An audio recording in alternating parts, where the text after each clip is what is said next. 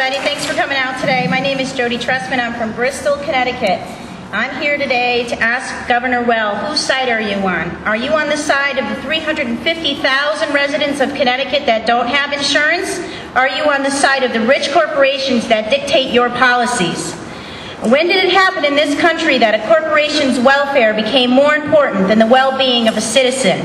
Why now is the health and welfare of a child determined by the profits of a corporation?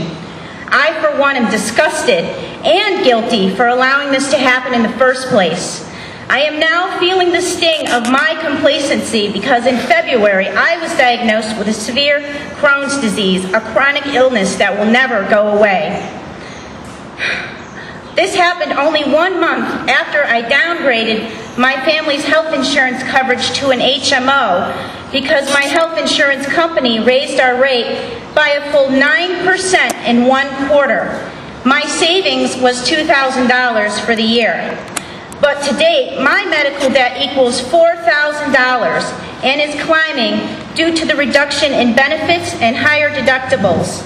My HMO now tells me that my chemotherapy treatment and anti-inflammatory medications are no longer covered, and what was once a $15 copay is now a $938 bill per month for medication alone. Yeah, right.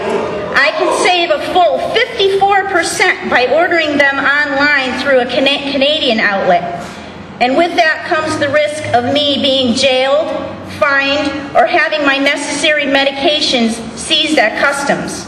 And in fact, all 3 of my medications are made right here in America, and one of them is made right here in Connecticut. Yet I pay over $500 less from a pharmacy in another country. Guys, that is capitalism at its worst. According to Forbes Global 500, the top 5 pharmaceutical companies in America made a profit of over $52 billion last year. And in 2007, the top 5 insurance and managed care companies boasted an estimated $10.6 billion, people, that's with a B, worth of profit in the first 2 quarters. That's half a year. The highest paid insurance executive was CEO William McGuire of United Healthcare Group, bringing in $124 million in salary in 2005.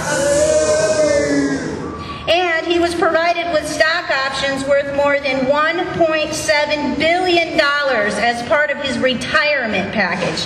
And according to the AFL-CIO, he and his spouse will receive free health care for life. Well, isn't that nice for him? Maybe he should be talking to the 350,000 people in Connecticut alone who don't have health insurance.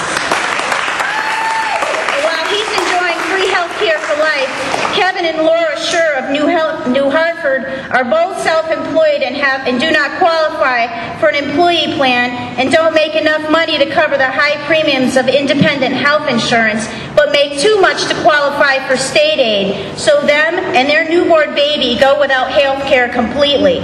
Or Heather Nadeau in Bristol, who was told by her HMO that her $500 a month is not enough to pay for the $126 medication that will prevent her ovarian cysts from reoccurring. Or I guess the healthcare company told her what her life is worth, not $128 a month. Or the Lynch family in Farmington, they pay another $1,500 a month in premiums for their son who has a PKU genetic disease. Their medical insurance through Mrs. Lynch's employer, AIG, which, by the way, ladies and gentlemen, is the largest health insurance corporation in the world, supplies her with an HMO from none other than Connecticut, who refuses to cover their son's food, supplements, or the geneticist visits that he needs to go to on a monthly basis.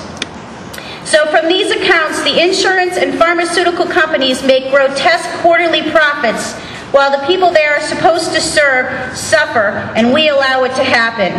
Why these corporations are allowed to charge what they want, refuse coverage anytime they want, is beyond me. And these very organizations write the laws and strengthen this vicious cycle that Governor Rell supports. My question to United Healthcare CEO William McGuire and everyone here today, and Jody Rell, if you're listening upstairs, How many children can be helped with his $1.7 billion in stock options?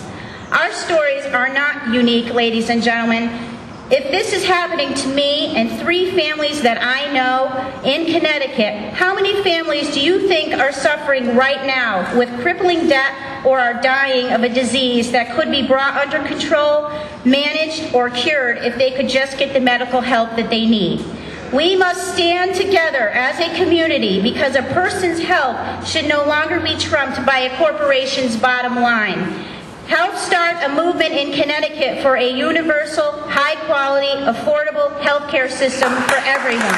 Thank you.